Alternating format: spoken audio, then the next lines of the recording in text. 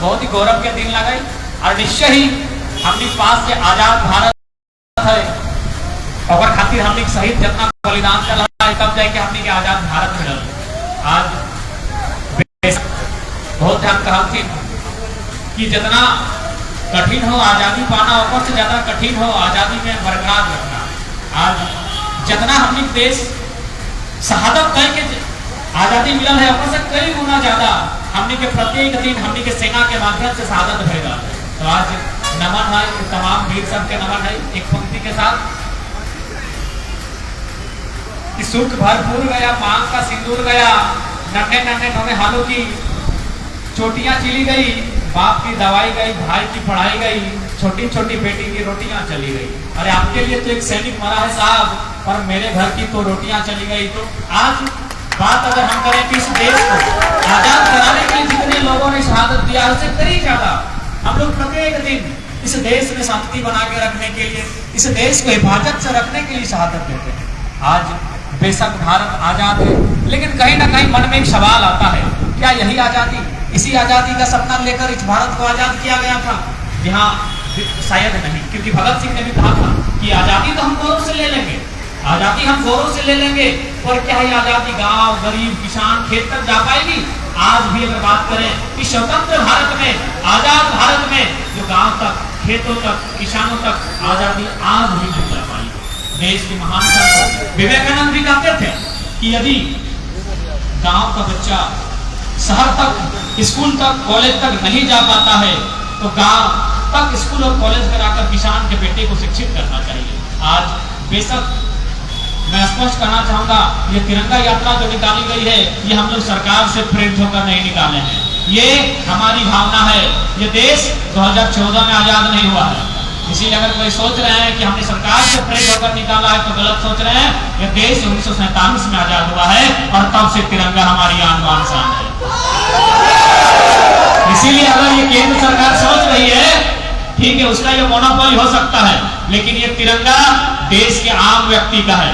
आप सरकार में हैं, आप शिक्षा की बात कीजिए, आप रोजगार की बात कीजिए, अरे आप तो भोजन में जीएसटी लगा दिए, आप वहां बात कीजिए। तो तिरंगा हमारा है, तिरंगा आपकी भभूति नहीं है। 2014 में जो केंद्र सरकार कहती है ना 2014 में जो बनी है उस दिन भारत आजाद नहीं हुआ है। इसलिए मैं स्पष्ट कहना चाहूंगा ये आम व्यक्ति का है तिरंगा, किसी सरकार का नहीं है। ये 47 से तिरंगा हमारी आन बान और शान और हमारे गौरव का प्रतीक है, ये हमारा भावना है। इसलिए ये आम व्यक्ति का है। सरकार का काम है एजुकेशन, सरकार का काम है एम्प्लॉयमेंट, सरकार का काम है देश की उन्नति करना, सरकार का काम है आज जो बदहाली है उसे सुरक्षित करना, तिरंगा को हिफाजत रखना। ये आम व्यक्ति आम इस देश के आम युवा का कर्तव्य होता है। इसलिए आज झारखंड में भी एक युद्ध छिड़ा है और इस देश में भी कहीं ना कहीं आने वाला दिन एक क्रांति एक उलगुलान का सामना करना होगा। इसके लिए युवाओं को तैयार करना होगा, आज युवा पीढ़ी को तैयार रहना होगा क्योंकि आने वाला समय हमें निश्चय ही अगर भारत को स्वतंत्र देखना चाहते हैं तो हमें फिर से भगत सिंह आजाद बनकर सामने आना होगा।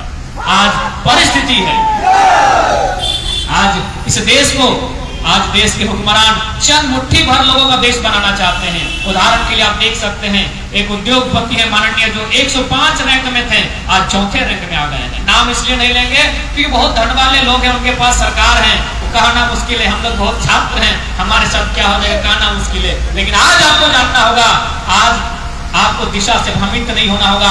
आज वास्तव में अगर आप चाहते हैं ये राष्ट्र मेरा है तो राष्ट्र के बारे में आपको सोचना होगा। जब तक हम राष्ट्र के बारे में नहीं सोचेंगे तब तक इस राष्ट्र का उत्थान नहीं हो सकता। इसलिए राष्ट्र युवाओं के हाथों पर है। युवा जितने सशक्त होंगे, युवा जितने वैचारिक होंगे, युवा जिस तरह से जिस दिन भगत सिंह के राह पर निकलेंगे ये राष्ट्र रक्षित होगा। क्योंकि बारिश का मौसम था और आपने भीगते भीगते इस रैली इस यात्रा में शामिल हुए, इसलिए सभी का आभार करते हैं, अभिनंदन करते हैं। और बस इतना ही कहेंगे कि आज झारखंड में भी एक उलगुलान हुआ है। यह उलगुलान है झारखंड में झारखंडियों को हक अधिकार कैसे मिले। आज कहावत है ना कि हमर पानी हमर पसीना और बिजली जले तो शेख हसीना। ये देखना बोर्डवा में की लिखा है, काला हीरा की धरती धनबाद में हार्दिक अभिनंदन। The black diamond city Dhanbad welcomes you. काला हीरा यानी कोयला, हमार जमीन में कोयला और बहरिया सब अरबपति भई गेलो, विधायक सांसद अरबपति भई गेलो। हमार धनबाद, हमार कोयलांचल एकरा बनवे खातिर गोली खाले शक्ति महतो, गोली खाले मणिनाथ मंडल, गोली खाले नेपाल रवानी, गोली खाले रसिक हंसदा और बक्सर के राज सिन्हा विधायक हो। आए रे हमार सोना झारखंड, आए रे हमार सोना झारखंड के सही खातिर युवा कहनी के समझे है तो आने वाला पीढ़ी के तय करे है तो झारखंड भी बनाना हो और भारत भी डाकते तो भारत के भी हमनी के सहयोग करना है। और भारत अगर हमारा देश लगे तो राज्य हमार पहचान लगे, ना राज्य के हम छोड़ सका लिए ना देश के छोड़ सका लिए, हमें दियो के साथ चल रहे। बाकी जितना यहाँ साथी सवेला सबके जोहार। और एक पंक्ति झारखंड के अमर शहीद निर्मल दाखल है कि सवाल बनकर फिर उठूंगा, जो बन पड़े सो जवाब रखना। कि सवाल बनकर फिर उठूंगा, जो बन पड़े सो जवाब रखना। मेरा खून बेकार ना जाए, मेरे खून का हिसाब रखना, मेरे खून का हिसाब रखना।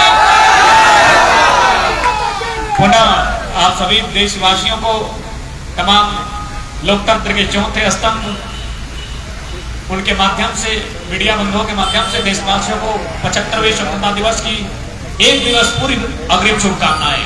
और वास्तव में आजाद भारत, बेशक हमें आजाद भारत, अंग्रेजों से आजादी मिली है, लेकिन आज भी चंद मुट्ठी भर लोगों के हाथों में यह भारत है। हमारी लड़ाई अभी बाकी है, इसके लिए हमें लड़ना होगा। आप देख सकते हैं यहाँ प्रेस को आजादी नहीं है, यहाँ जज आजादी नहीं है, यहाँ ईडी को भी आजादी नहीं है। ईडी भी अगर छापा मारती है तो विपक्ष को मारती है। भाई ईडी तक आजाद नहीं है, यहाँ सुप्रीम कोर्ट पर प्रश्न उठता है, वे आजाद नहीं है, तो हम किस आजादी की बात करें। भले लोग हमें विद्रोही कहें, लेकिन आज ये भारत की सच्चाई है, आजादी बस चंद मुट्ठी भर लोगों के हाथों में कब्ज है।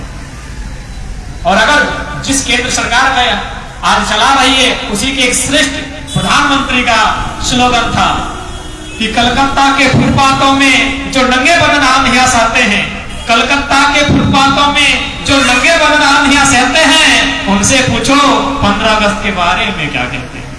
उनसे पूछो कि 15 अगस्त के बारे में क्या कहते हैं। क्या वो आजाद है? क्या वो किसान आजाद हैं?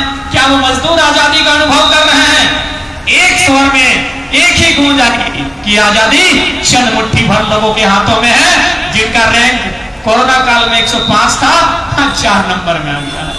पूरा देश अर्थव्यवस्था की मार झेलता है, लेकिन वो उद्योगपति नंबर 4 पर आता है। सुनने में आया है वो आदरणीय प्रधानमंत्री जी का पोस बेटा है। पोस बेटा तो हम लोग समझ में करते हैं, यानी गोद लिया हुआ बेटा है।